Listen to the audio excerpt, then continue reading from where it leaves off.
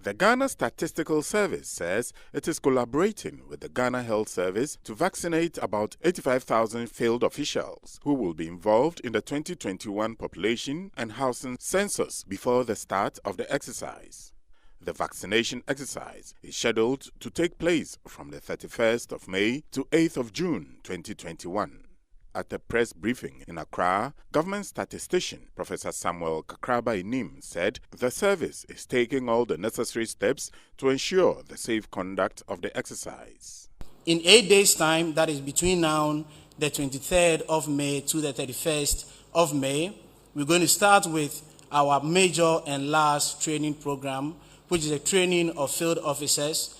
And for the 2021 population and housing census, we've identified the need to put in the classroom 76,500 field enumerators and supervisors, of which 70,000 of them will be deployed to the field. The second most important date that I want to put out there, which is going to occur in the next 21 days, is the start of the listing of structures. Population and housing census is anchored by two pivotal objectives. One has to do with complete coverage, and the second has to do with accurate data. For purposes of complete coverage, we have to chalk and list all structures that are at different stages of completion ahead of the enumeration exercise. And this exercise has been scheduled to start from the 13th of June 2021. That gives us 21 days ahead of the start of the listing of structures. And the main date that we are all looking forward to, which thankfully the Honorable Minister talked about, and I want to emphasize, is the celebration of the Census 9. The Census 9 is very critical, and as we speak, we are 35 days ahead of the celebration of the Census 9. It remains critical because the enumeration that we would conduct from the 28th of May to the 11th of July would use 27th 9th as the reference 9.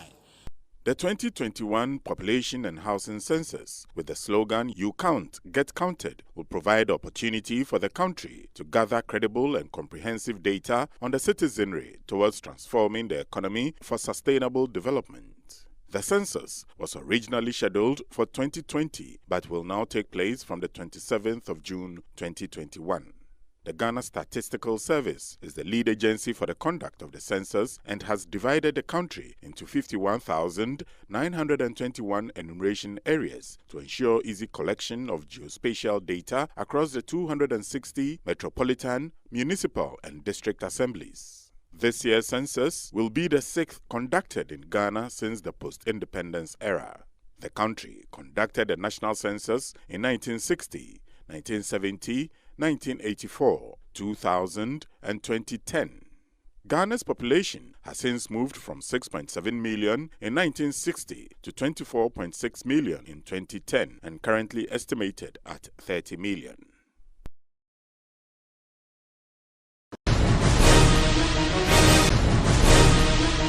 A year has passed by since George Floyd was killed by a Minneapolis police officer, sparking global protests, and supporters, activists, and his family will honor Floyd with a series of celebrations of his life and marches Tuesday.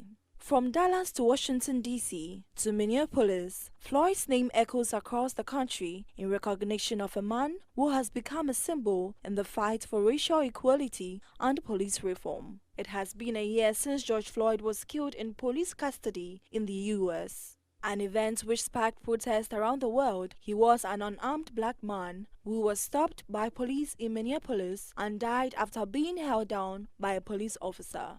The officer involved, Derek Chauvin, lost his job and was later found guilty of George Floyd's murder. Floyd's death led to lots of debates about racism and inequality, and there were big Black Lives Matter marches in lots of countries calling for changes to policing, education, and culture. According to White House Press Secretary Jen Psaki, Floyd's sister Bridget Floyd, his daughter Gianna Floyd, and Gianna's mother, Rosie Washington, will visit White House at the invitation of President Joe Biden. The family meeting will be private, so Biden can have a real conversation and preserve that with the family. The family visits will come as the George Floyd Justice in Policing Act remains stalled in the Senate. Despite Biden setting an initial goal of having the legislation passed by Tuesday, Psaki said Friday that Biden wants the bill on his desk as quickly as possible. The bill includes provisions to set up a national registry of police misconduct, a ban on racial and religious profiling by law enforcement, and an overhaul of qualified immunity for police officers. Other members of Floyd's family are expected to attend memorial events in Minneapolis on Tuesday, according to a family spokesman. One of those events of a celebration of life, which includes a day of games, food, inflatable attractions for youth and special performances by Grammy Award-winning artists and local talents.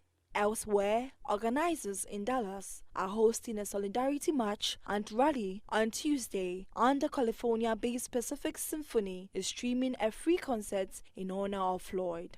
Several other events honoring Floyd have been held in recent days. Bridget Floyd spoke during a rally on Sunday in Minneapolis, where she vowed to be a voice for George Floyd and advocate for change.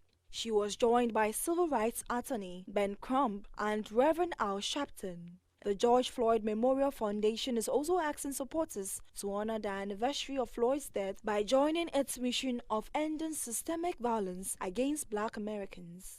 The foundation has urged supporters to use Tuesday to call their elected officials, particularly their senators, and demand that they pass the George Floyd Justice and Policing Act, register to vote, help promote the foundation's work on social media, and donate to the foundation's programs that support the Black community.